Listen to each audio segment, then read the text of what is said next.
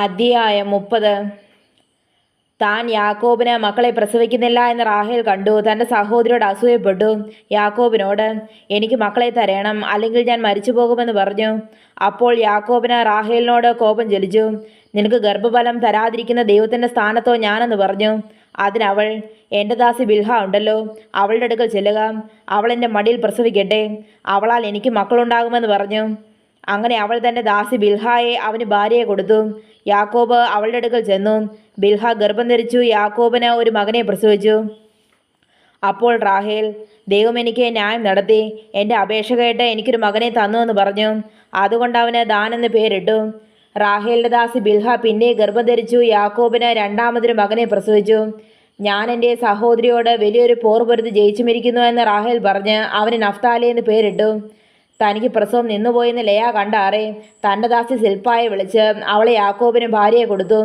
ലയായുടെ ദാസി സിൽപ്പ യാക്കോബിന് ഒരു മകനെ പ്രസവിച്ചു. അപ്പോൾ ലയ ഭാഗ്യമെന്ന് പറഞ്ഞ് അവന് ഗാദെന്ന് പേരിട്ടു. ലയായുടെ ദാസി സിൽപ്പ യാക്കോബിന് രണ്ടാമതൊരു മകനെ പ്രസവിച്ചു.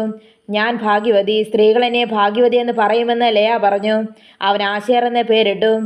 കോതമ്പ് കൊയ്ത്ത് കാലത്ത് രൂപേൻ പുറപ്പെട്ട് വയലിൽ ദൂതായ്പഴം കണ്ടു. തൻ്റെ അമ്മയായ ലയയുടെ അടുക്കൽ കൊണ്ടുവന്നു. റാഹേൽ ലേയായോട്, നിന്റെ മകൻ്റെ ദൂതായ്പഴം കുറെ എനിക്ക് തരണമെന്ന് പറഞ്ഞു.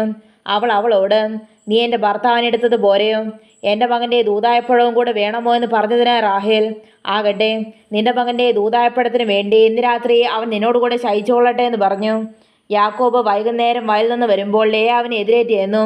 നീ എൻ്റെ അടുക്കൽ വരേണം, എൻ്റെ മകൻ്റെ ദൂതായ്പഴം കൊണ്ട് ഞാൻ നിന്നെ കൂലിക്ക് വാങ്ങിയിരിക്കുന്നു എന്ന് പറഞ്ഞു.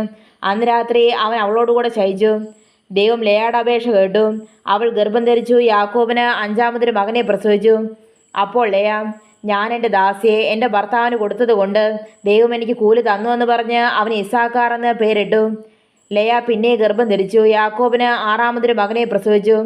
ദൈവം എനിക്കൊരു നല്ല ദാനം തന്നിരിക്കുന്നു, ഇപ്പോൾ എൻ്റെ ഭർത്താവ് എന്നോടുകൂടെ വസിക്കും, ഞാൻ അവൻ 6 മക്കളെ പ്രസവിച്ചുവല്ലോ എന്ന് ലേയ പറഞ്ഞ് അവന് സെബൂലൂൻ എന്ന് പേരിട്ടു. അതിനുശേഷം അവളൊരു മകളെ പ്രസവിച്ച് അവൾക്ക് ദീന എന്ന് പേരിട്ടു. ദൈവം റാഹേലിനെ ഓർത്തു. ദൈവം അവളുടെ അപേക്ഷ കേട്ട് അവളുടെ ഗർഭത്തെ തുറന്നു. അവൾ ഗർഭം ധരിച്ചൊരു മകനെ പ്രസവിച്ചു. ദൈവം എന്നെ നിന്ന് നീക്കിക്കളഞ്ഞിരിക്കുന്നു എന്ന് പറഞ്ഞു.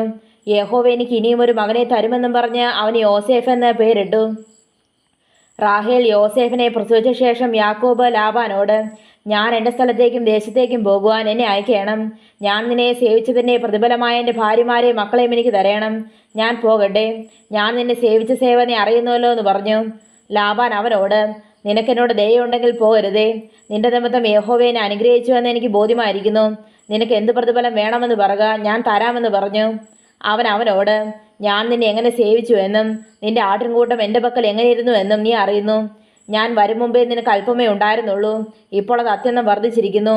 ഞാൻ കാൽ വെച്ചിടത്തൊക്കെയും യഹോവ നിന്നെ അനുഗ്രഹിച്ചിരിക്കുന്നു. ഇനി എൻ്റെ സ്വന്തം ഭവനത്തിന് വേണ്ടി ഞാൻ എപ്പോൾ കരുതുമെന്നും പറഞ്ഞു.